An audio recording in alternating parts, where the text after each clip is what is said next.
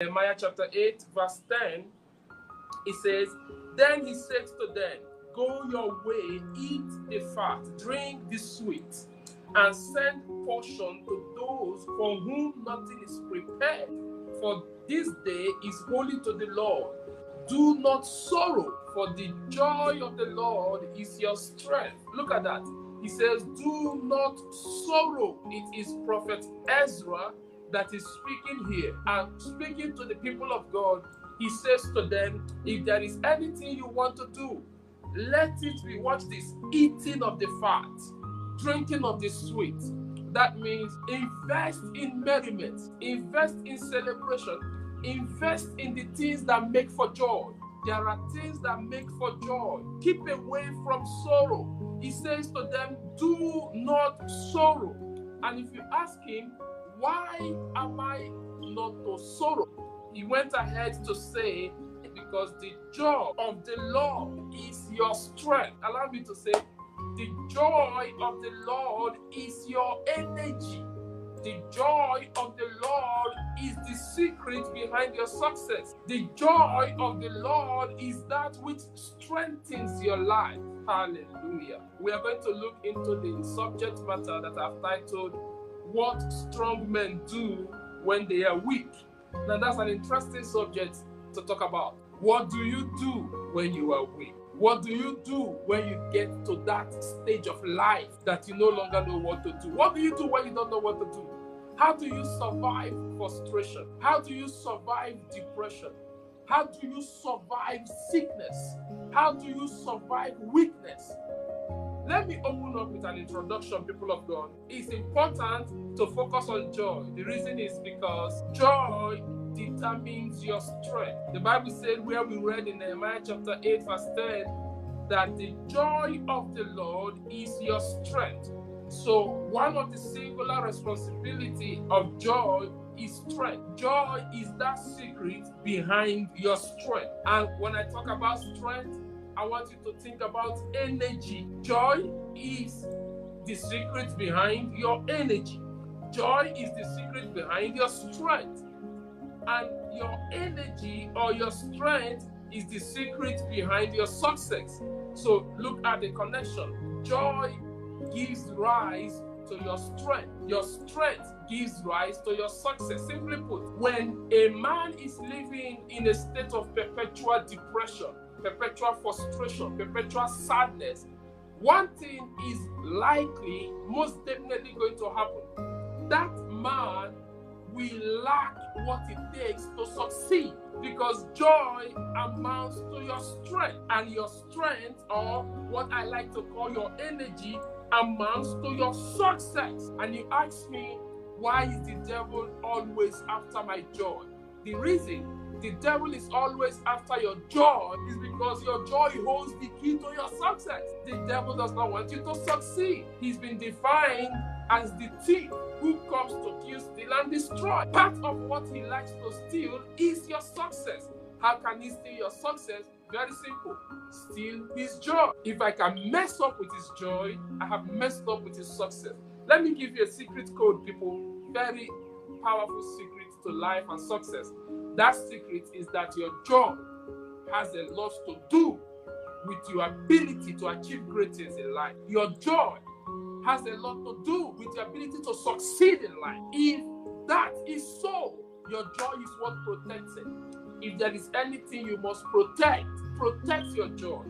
Protect your joy from being stolen. Protect your joy from the encroachment of the devil. Protect your joy. Listen, things will happen. The devil will orchestrate things around you, targeting your joy, trying to steal your joy, trying to take away your joy from you. But you have to tell the devil, this far and no further.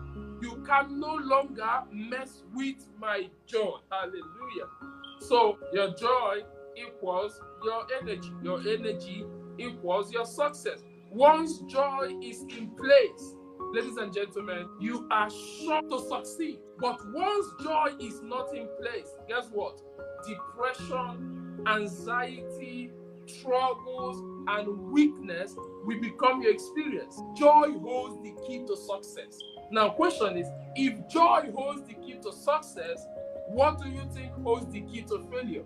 If joy holds the key to strength, what do you think holds the key to weakness? Think with me now. If joy guarantees your strength, what is that can expose you to weakness? That is depression. If joy holds the key to your strength, depression holds the key to your weakness. So you have to maintain a constant atmosphere of joy. Oh my goodness. You have to maintain a constant atmosphere of joy. You have to live in an environment of excitement.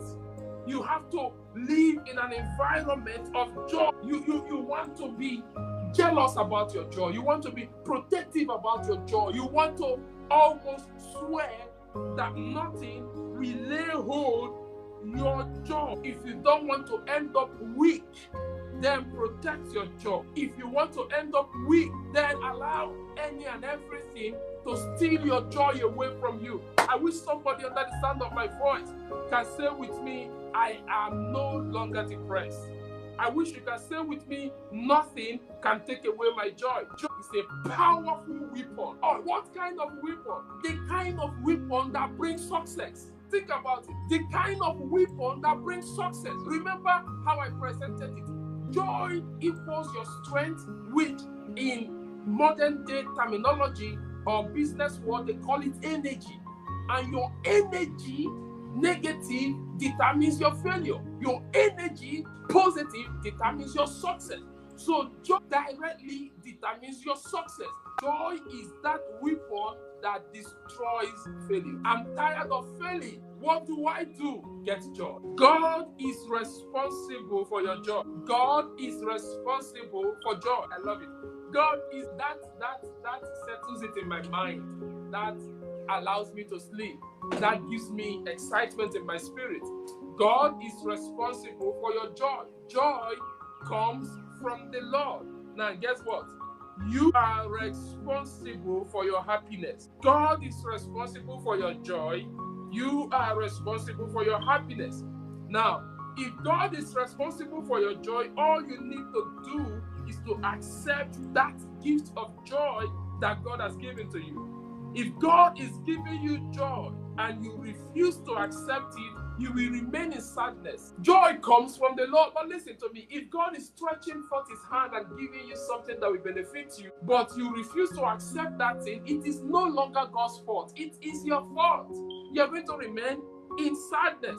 So please remember that God is responsible for your joy, but you have to accept that joy. On the other hand, when it comes to happiness, you are responsible for your happiness. So please, do not let your happiness depend on anything. Do not let your happiness depend on anybody. You are responsible for your happiness. You have to learn how to decide to be happy. Decide to be happy. Listen, if you are waiting on your partner or your spouse to guarantee your happiness, you might be disappointed. Your spouse might not. It is even amazing how that in most marriages, greater percentage of marriages, partners fight. Marriage is supposed to bring about joy and happiness, right? But what we have today, turn on the news media. People are divorcing themselves like no man's business because they are fighting. So if you are waiting on your partner to guarantee your happiness, you are certainly most likely going to be disappointed. Decide to be happy.